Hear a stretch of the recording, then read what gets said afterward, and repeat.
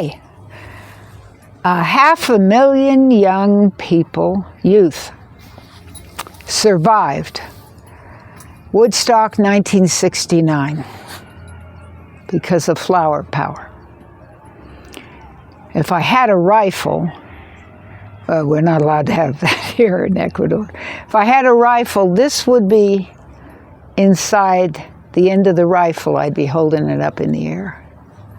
That's what it was all about. I was just barely out of high school, 1969. I was 22. I had a 7-year-old son and a 3-year-old daughter. I was not at Woodstock, but I knew Woodstock. It changed all of us, every single one of us. It was held in Bethel, New York, which is now called the Bethel Woods Art Center. It was originally set up, let me put this right here because I want you to continue to see this flower and recognize the fact that it was about flowers. Because we were all hippies then. We were all very, very sad. Because in 1950 to 53 was the Korean War. My father was in that. He came back with PTSD. He was a completely different man. And no more than, that was in July and November of 1955, the Vietnam War started. Well, we put up with it for a while, but not long. We were, of course, everybody was my age, was still in school. But by 1969, it had been going on way too long. The Vietnam War was still going on, and we were mad. All of us young people were mad. At the time, I was supporting a family of 6, sole support, family of 6. My husband was in graduate school.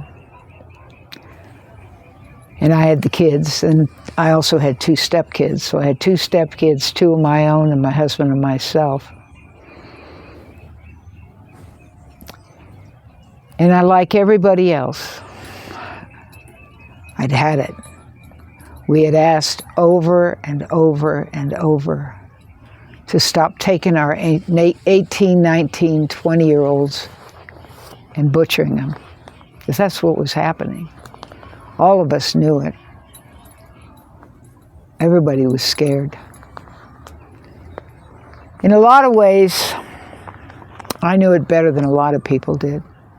I didn't have to go to the event itself. Because in 1965, I was married. I got pregnant real quick. I was graduated in high school in 64 at 17. At 65, I was married. Had my daughter in April of 66. In August, she had a heart attack. And 2 months later, I came home with her from shopping or something. All of her clothes, all of her food, all of her diapers, all my stuff, everything was gone. My husband had left me because he married me only to have a child to avoid the draft. Did I understand what it was like to have our 18 and 19 and 20-year-olds taken away? You bet I did. I had nobody. I was an only child. My parents didn't care. There was nobody. There was nobody. And I struggled to take care of my child, get a job. And I had remarried. And that's when I had 6. In 69, I had 6 people to take care of. And my boss came up and saw me. It was just after that. I was wearing a POW MIA bracelet. And I was always well behaved. I mean, always well behaved. Because I was raised military. But not that time. And I'm going to tell you about that later. But first, I want to tell you why my life changed. Because 500,000 young people, most of them, well, a lot of them were childbearing age, of course, because the 2 children were born in Woodstock in that, well, it was supposed to be a 3-day festival. It went 4 days. Rained like crazy, muddy, dirty. Kids made it, though. Somebody else delivered them. It was incredible. All those young people, they thought maybe 20 to 50,000 people would show up. 500,000 showed up. It's because we were hippies. We were flower children. I wore something called elephant bell pants that I made myself in order to make them to be what I wanted them to look like and fit me the way I wanted them to, because they had to be below your belly button. They had to hang below your belly button and then go straight. I'm strange, out like a skirt almost. They were huge bells.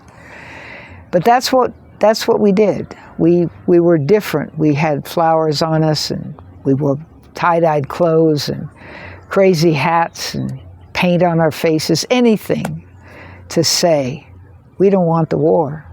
We don't want the war anymore. It's got to be over. You got to stop it. We don't want the war. We don't want all of our young people, especially boys, dying. And like I said, I felt it more than most because I'd been married only to have a child. That's what I found out later. That's the reason he was so hateful to my daughter, our daughter. He was hateful to our daughter because all she represented to him was an opportunity to stay out of the war. He didn't want to go to the war.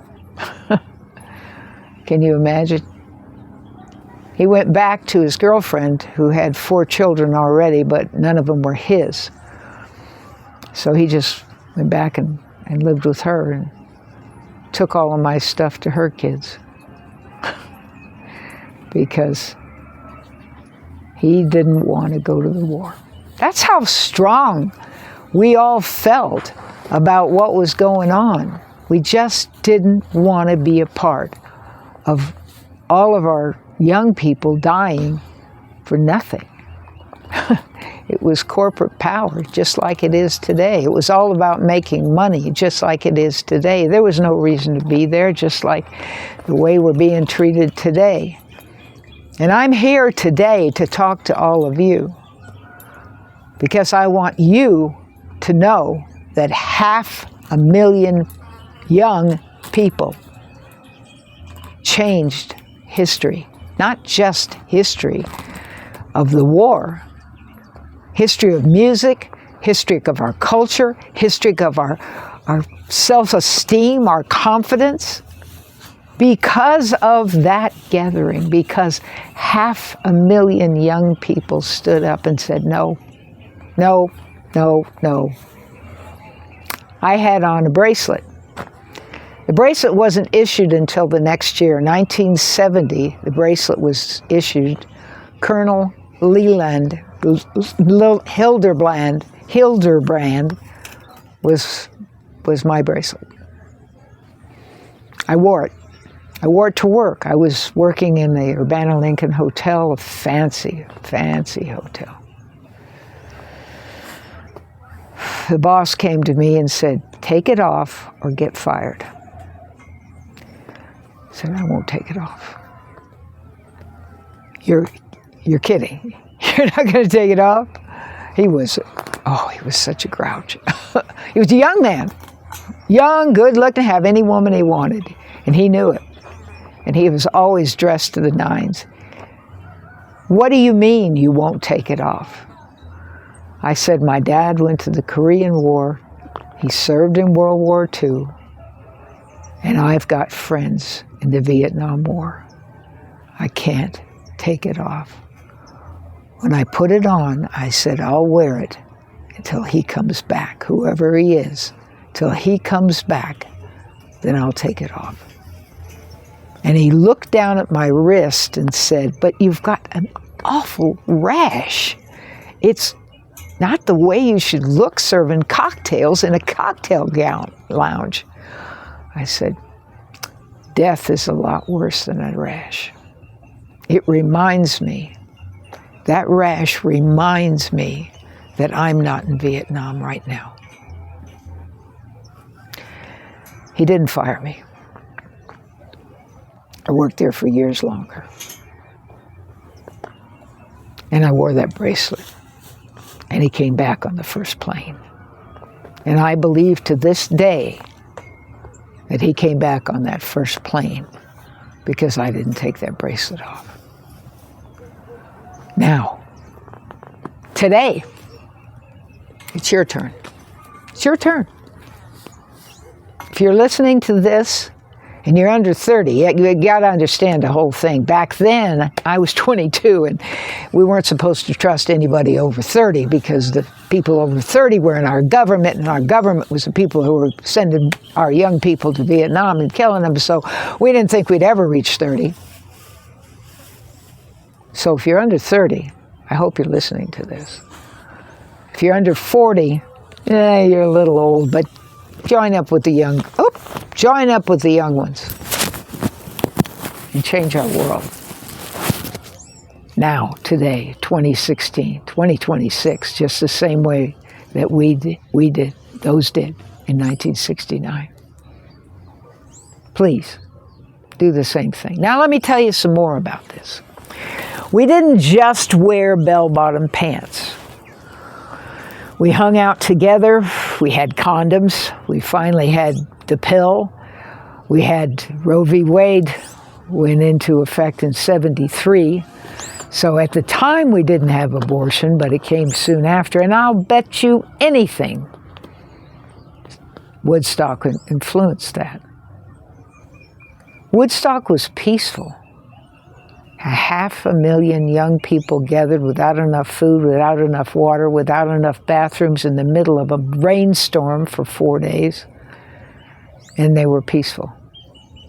And they made the difference. And they changed music, politics, culture.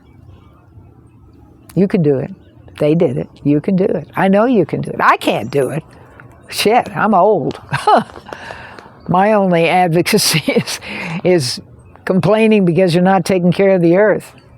I can't do any more now, except come on here and say to you, go out there, make the change, hold on to democracy, stand up for democracy, make a difference, make those people in the White House listen, make those corporate CEOs listen. Make them all listen to what you want. Do you want freedom? Do you want a future? Do you want to be able to make your own choices? Do you want to have a sense of power and control? That's what we had in 1969. Cars were lined up.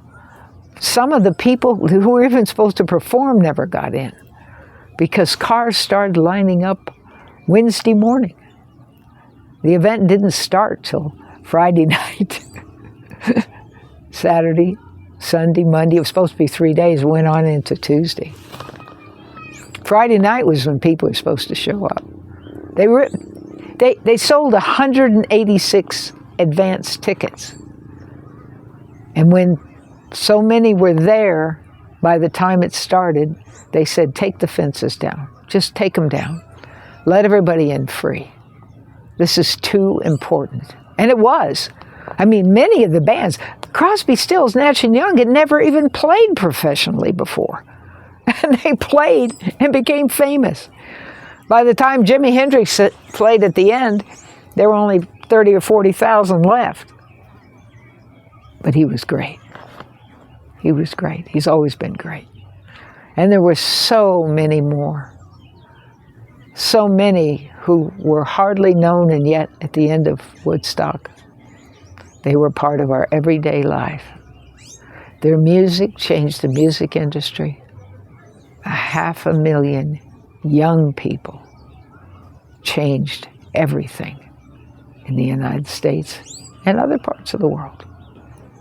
You going to do it? That's my challenge to you. You need to do it.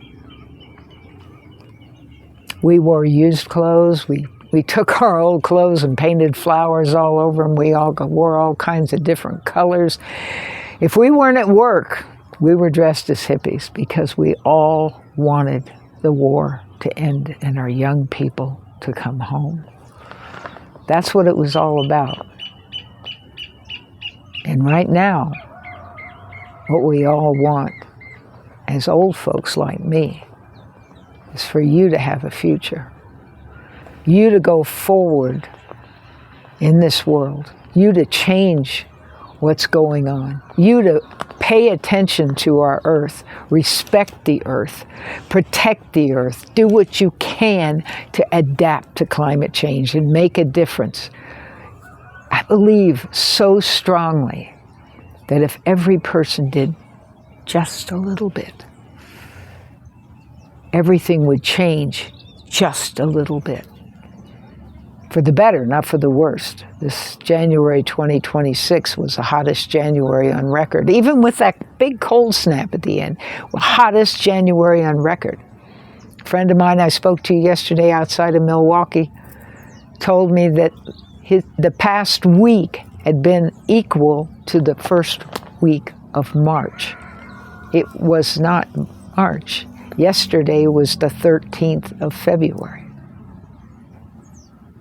It's getting hotter, it's getting wetter, and are you recycling? Do you have solar? Solar energy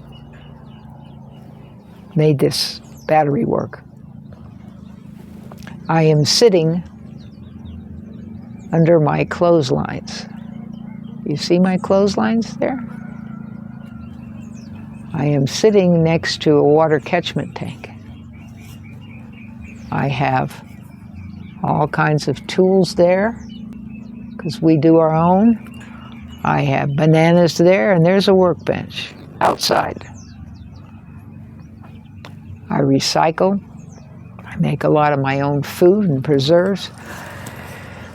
And I advocate since I have at the beginning of time. And the reason that happened to me, I had a lousy childhood where my mother really didn't want me, but the one thing she made a fit about was the Age of Aquarius.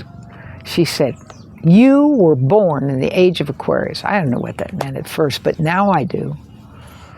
We're coming up on it. Right now is when they're saying that so many things are changing. In my birth chart, my sun is in Aquarius, my moon is in Aquarius, and my Mercury is in Aquarius. Right conjunct that, my Mars is in Capricorn, which makes me an absolute bitch to be around. I am always pushing for things to get done, researching, helping people, volunteering. I have spent my entire life volunteering because we need to protect our earth and work together as a community. That's why I'm here today asking 500,000 of you, youth, to get together. Ask your old folks if you need some information, but get together and make a change. Make it happen. Protect our democracy.